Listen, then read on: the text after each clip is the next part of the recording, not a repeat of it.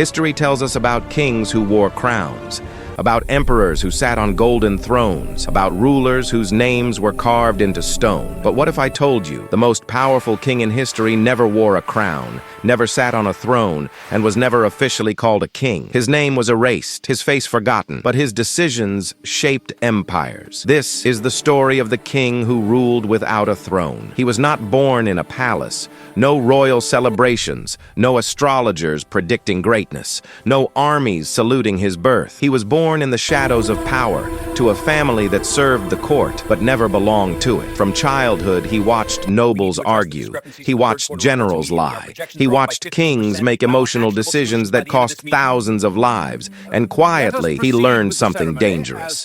Power does not belong to the loudest voice. It belongs to the smartest mind. While princes trained with swords, he trained with information. As a young man, he refused titles, refused medals, refused public recognition. Instead, he chose something else: invisibility. He became an advisor, then an advisor to advisors, then the man people consulted before consulting the king. He never gave orders directly. He only asked questions. What if this treaty fails? What happens after the war is won? Who benefits if this law passes? Slowly, decisions began to change. Kings believed they ruled. Generals believed they commanded. But behind every major move, his fingerprints were there. He never built an army. He built a network. Messengers, scholars, merchants, monks, even entertainers. They didn't spy with weapons. They listened. In markets, in temples, in enemy courts, information flowed to him like rivers. He knew about rebellions before they began.